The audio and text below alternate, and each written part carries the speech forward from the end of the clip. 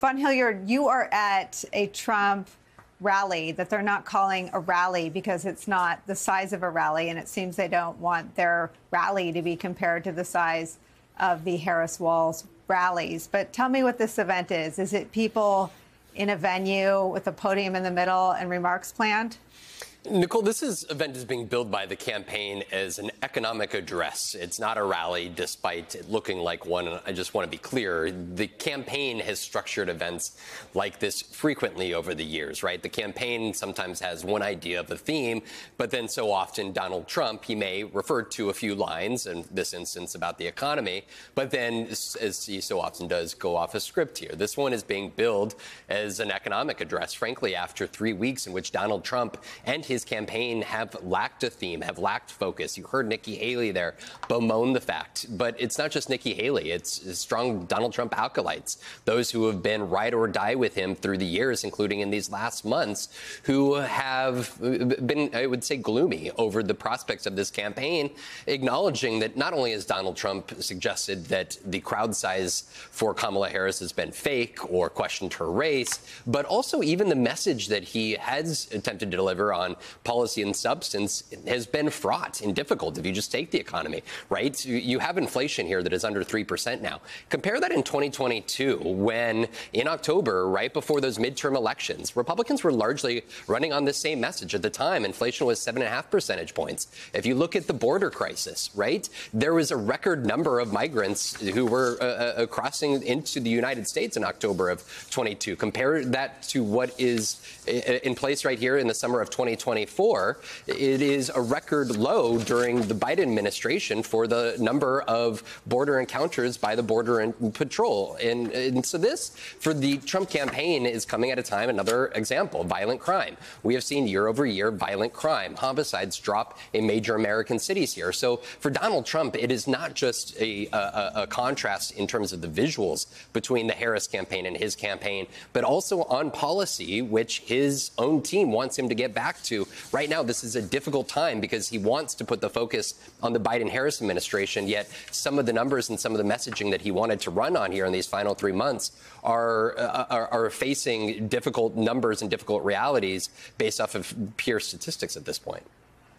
It's so interesting, Vaughn, because what is covered is that his advisors and his allies want him to get back to policy. But what you're reporting and what the data bears out is that on the issues where he feels like he has an advantage, the facts don't line up the way they might have at another point in time. What's Plan C?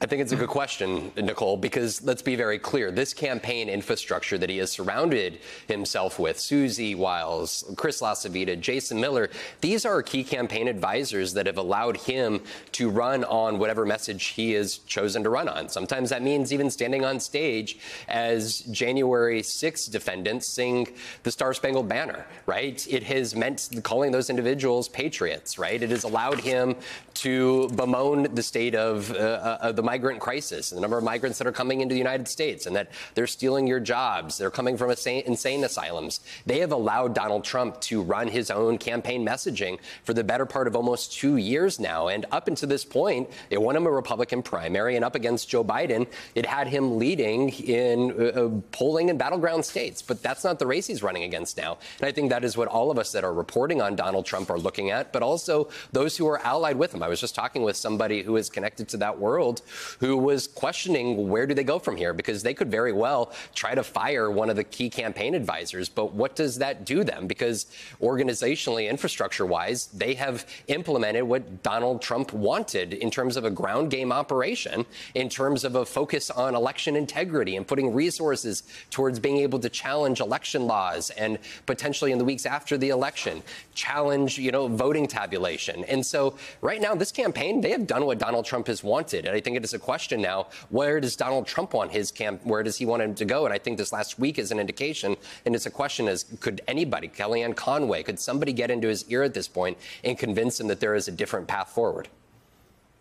Matt Dowd, I come to you because I'm wondering how much that matters, right? I mean, it looks like there's been a structural reshaping of the race, and a lot of the myths that were unchallenged are being challenged aggressively all day, every day, including on Fox News. I mean, Nikki Haley is someone who speaks to former Trump voters. Let me play, or I'm going to read it, actually. She says, don't assume people are going to bend the knee, that 20%, their ideas are still out. What they like about Kamala is that she's being hopeful. She's talking about a way forward. They don't want a former president talking about the past.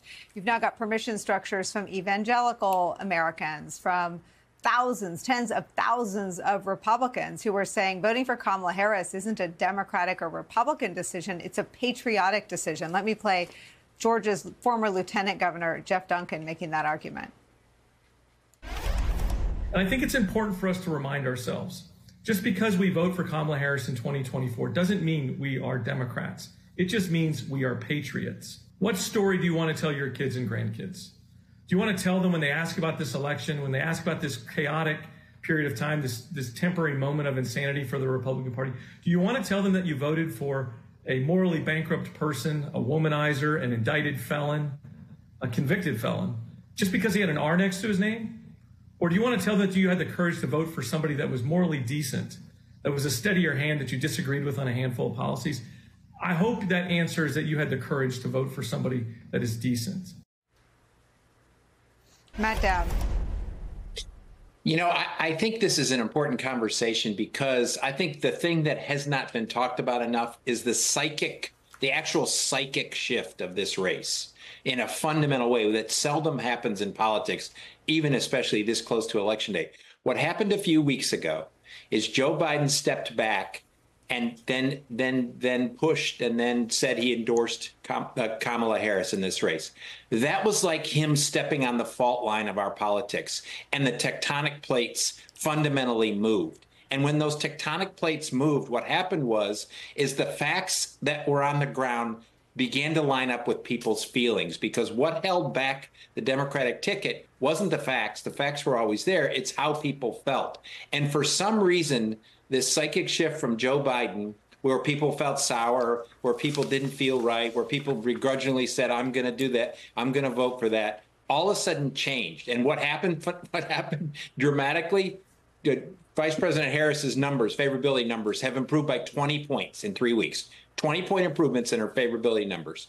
How people feel, who judges best, who works best on the economy, has went from a dramatic advantage of Donald Trump to basically even today. And that's a fundamental shift. And how people feel optimistic and hopeful about the direction of America has fundamentally changed. And so people have argued the facts now for months and months and months and months, and the public seem to be impervious to the facts. But all of a sudden now they're no longer impervious, because their feelings of the race has fundamentally changed. And that's the problem that Donald Trump and his campaign have. And I, struggling through this as a strategist, just to sort of, put it up and see how you can fix this, it's very hard to fix it when there's been that psychic of a shift in a race. Matt, with that said, take me through how you see the data that's out today. The new data is the Cook political report. And then I think yesterday or earlier this week, we had the new New York Times polling, which puts her ahead in most of the battleground states. So my view of the data right now is they're actually underestimating Vice President Harris's support. The Cook political report data came out of the field August 2nd. The data was out 12 days ago. So it hasn't been in the field. It was gone 2 weeks ago. And so to me, the last 10 days have only improved the vice president's position. There is a Monmouth poll out in the last 2 hours, a national poll, that had the race as close, as right on as anybody in 2020. They had Joe Biden winning the race in 2020 by 5 points. He won it by 4.5. As of today, the vice president has a 5-point lead nationally in this race, in a very A-plus polling firm in the course of this. And so I think when we discuss the Cook political report and the New York Times political report and all that, all good news, but I don't think it's near as good news as what I actually think the reality is today. And that's why I think you're seeing the aggression. That's why I think you're seeing the floundering by Donald Trump and his campaign. That's why you're seeing the discussion of, they know this data that I'm telling you. They don't think it's a 1-point race anymore or a 2-point race. They know it's a 4 or 5-point race as of today.